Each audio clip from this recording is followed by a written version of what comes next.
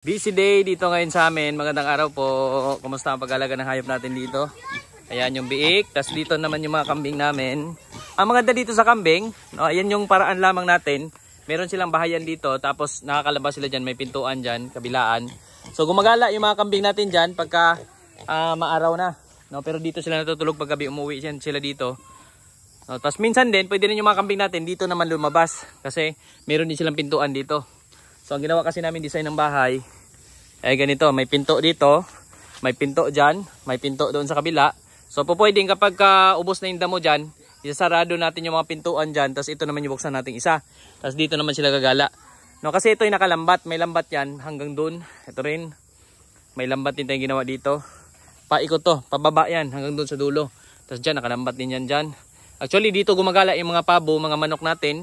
Tapos meron din tayo dyan mga baboy na inahin, no? Mga nakatali sa ilalim ng punong kahoy.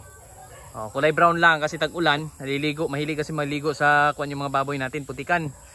So ayan yung kanilang nature dito sa atin sa free range, kasi mga free range yung maraming baboy natin. No, may ilan lang nakatali kasi may mga buntis, malapit na mga anak. Kasi may iba naman may mga anak na. So dito na nagpapahinga yung mga kambing. Ang maganda dito sa kambing natin, madaling paramihin din ito kasi hindi din magastos. No, biruin mo, kung meron ka lamang space, may pagtatamnan ka rin ng damo. Kung halimbawa marami na yung kambing mo, magdagdag ka rin ng pananim, magdagdag ka ng tanim ng napier grass. Malaking tulong yan doon sa mga kambing natin, dahil kapag dumami na sila ng todo at kulang na yung pakain natin, so meron tayong mapagkuhanan. No, actually sa iba nga, kapag medyo maliit lang yung space, nakakulong lang yung kambing sa loob, linisin mo lang lagi, tapos nagtatanim yung paligid, may taniman sila ng mga napier dyan, hinaharvest lamang nila yan, tapos papakain sa kambing. Kailangan lang tiyagaan talaga. Pero dito sa atin kasi ngayon, since konti lang naman to at maraming damo dyan sa ilalim ng mga niyugan, no, medyo malawak kasi itong niyugan dito. Actually hindi kami may-ari nito, no, tenant lang din kami dito sa matagal na panahon. Yung mga kambing natin nakakatulong din yan sa paglilinis ng mga damo dyan. So ang ginagawa natin ay ganito, no. Sa loob ng 2 taon, ang kambing ay 3 beses yan nanganganak, no. 3 beses lang kasi nag-aawat pa yan, so may mga proseso pa yan pagkatapos iawat. Tsaka naman maglanding muli, tapos buntis na naman, tapos manganak na naman. So sa loob ng 2 taon, no, 3 beses. Tapos mayroon tayong mga inahin nanganak ng isa, may mga inahing kambing din nanganak ng 2. Actually may iba nga maswerte pa, nakakatatlong anak sa isang anakan ng isang inahing kambing. Kaya talagang maparami natin yan pagka ganitong may makakain naman sila at meron silang maayos na tirahan, no. So ayan, simple lamang din itong housing natin. So ganyan, gumagamit tayo ng mga galing sa niyog. Pag nagtabas ng niyog, may mga ganyan na hindi na ginagamit sa lumber yan, so nagagamit yan dito, no. Tapos yero na, manipis lang tong yero natin, so para naman nagtagal din naman, no. So okay din naman siya sa mga kambing natin. At maganda dito sa kambing kasi hindi ka na kailangang bumili pa ng feeds. Pero actually may option naman, kasi may nakikita rin tayo nagbebenta ng feeds ng mga kambing, yung mga ruminant feeds. Meron naman ganon kung gusto natin mag feeds, no. Kasi minsan may mga gusto rin mag-alaga ng kambing na as hobby, no, di na bali na gumastos. Importante ay na-enjoy nila yung pag-alaga, lalo na kung konti pa lang. So may iba bumibili ng feeds. Pero dito sa amin, ang paraan namin, purely damo lang itong mga kambing natin. Tapos kailangan lamang din, pinupurga sila. Usually nagpupurga tayo kung halimbawa may isang inahin na nanganak, tapos yung kanyang anak iaawat niya na, so doon na kami nagpupurga. Yung anak niya at saka yung inahin na bago siya magbuntis, pinupurga natin para ready na siya pag nagbuntis ng muli. So ano na siya, handang-handa na siya, no. So yun yung aming paraan din dito, nagpupurga tayo ng mga kambing. So yan yung pagandahan sa bukid, kahit paano may mga alaga tayong tiyaga-tiyaga lang. So habang tumatagal, dumadami din yan. So dito rin may mga biik din tayo dito sa loob ng kulungan. Ito naman ay paawat na ng mga biik, kaya nandito na sa loob. Ayan ang mga biik natin, oh. Malapit lang iawat to, kaya sinasanay na natin sa loob ng kulungan para pag nakuha na dito nung buyer natin ay ano na, sanay na. Tapos itong inahin naman, manumbalik na naman yung pangatawan. Medyo payat siya ngayon sa dami niyang biik. Ayan, oh. So itong inahin, manunumbalik na naman yan yung maayos na pangatawan niya. Ayan, doon sa kabila meron din. So marami-rami itong mga biik natin ngayon, no? At malaking tulong din talaga ito sa bukid kung meron tayong mga alaga. Ayan, no? Ito yung mga galing free range natin ng mga inahing baboy, no? Kung makita nyo doon sa mga nauna nating video, mga naka-free range to, mga naka-free range nating inahin dati. At pinapakain natin ito ng mga natural na pagkain na nakukuha natin sa paligid. Katulad ng kasaba, kamote, saging, no, at Madrid de Agua at marami pang iba. Yan yung mga dagdag pakain natin sa mga inahing baboy natin. Dati dito rin yan sila kasama ng mga kambing. Pero kapag may nanganak na kambing, nilalabas din namin yan kasi delikado rin yung anak ng kambing sa mga baboy. Tapos pag nanganak yung inahing kambing, pag nanganak yan, inahing baboy, pag nanganak yung mga inahing baboy, nilalabas din natin mula dito sa free-range area kasi posibleng mawala yung ibang mga biik niya kasi palakad-lakad yung inahin. Kaya ginagawa namin, tulad yan, may mga tent kami dito.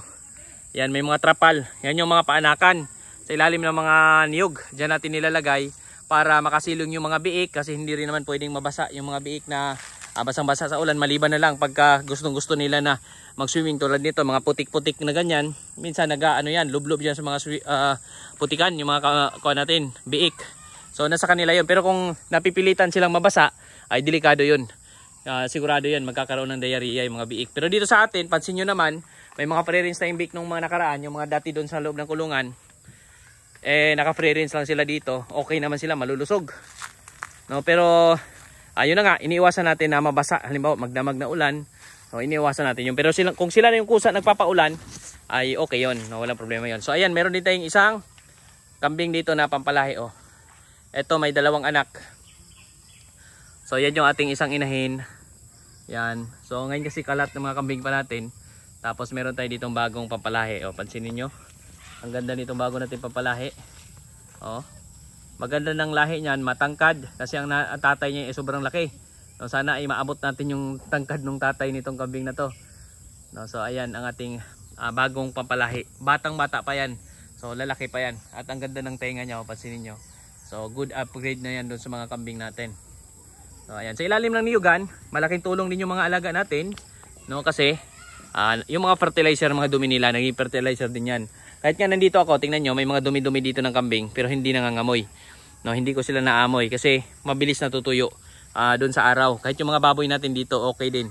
No, medyo malawak to, nasa 2.5 hectares yung nilambat namin dito para paglagyan ng mga baboy. At so far, naging effective naman para sa amin. No, kasi ito ay dating damuhan lang na wala namang gamit. Ngayon, nilagyan nating alaga.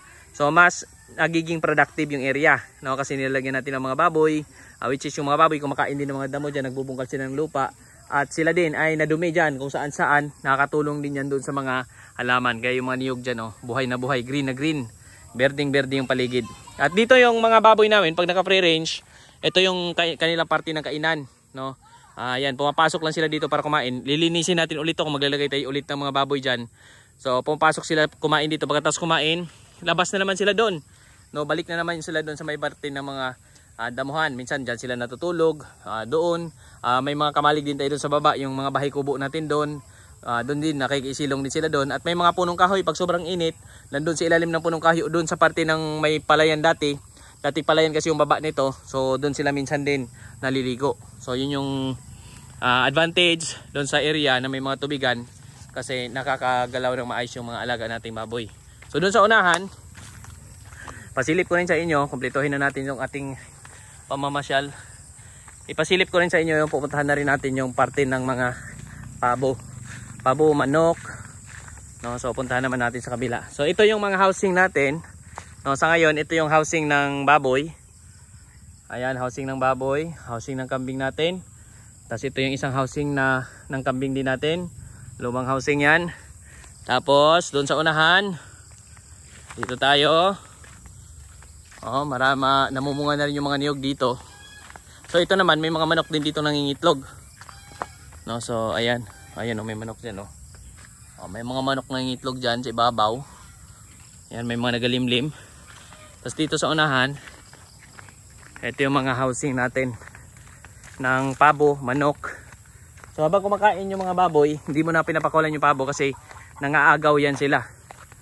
No, malakas mangagaw. Tapos ito, may mga aratiles dito.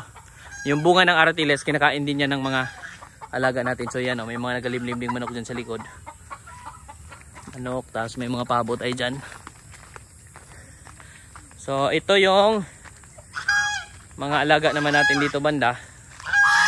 So dito, ito yung bahay ng manok, pabo, dyan sila tumitira. Sa kabila meron din. So, sa kabila din yung mga bago nating manok at pabo, mga sisiw, yun naman yung bahayan nila. So ngayon, dahil kumain na yung mga baboy, iangat ko na ito. O, para makalabas na naman ulit itong mga pabo at gansa natin, mga manok. Kasi umaasa diyan, bukod sa binibigay natin pagkain sa kanila, kumakain din yan ng mga damo, mga insekto, mga bunga ng mga prutas. Yan, bunga ng mga aritilis. Pag nangalaglag yan, kinakain din itong mga alaga nating pabo, gansa, mga manok. Yung ibang manok natin nandun sa kabila naman. Nakapre rin yung iba nga dyan, tumitira na sa may puno, no, sa mga punong kahoy. Ay, may nakawala nga rin tayong mga pabo. Ito yung mga sisiyo natin na pabo. Malaki na rin. Yan yung mga galing sa incubator dati. Dyan na, gumagala na dyan. Tapos yung iba, andito rin, kalat na sila ngayon. So ayan yung mga alaga natin dito, no, mga manok, pabo, at yung mga baka, meron din tayo dito. Nakapastol yan doon sa kabila. Ayan, malayo lang. At dahil tag-ulan nga dito, yan, maputik nga lang talaga. Tapos sa mga nagtatanong, ang vitamins na ginagamit natin sa mga alaga dito, Multi-V, no, ng San Miguel Healthcare. Yung Multi-V ang ginagamit natin. Papansinin nyo, ito pa. Pagkalabas ng mga pabo natin, dito na sila agad, oh. Ayan, sa mga damo-damo. Makain din kasi ng damo yan. Sa daming damo dito, so malaking less na, malaking tipid na doon sa pakain ng mga alaga. Kasi kumakain din sila ng mga damo dyan. So ayan yung mga alaga natin. So yan yung ating update mula dito sa bukid. At sa inyong lahat po, maraming salamat po sa inyong pagsama, sa inyong pagsubaybay dito sa ating mga video. Maraming salamat po. Happy farming po!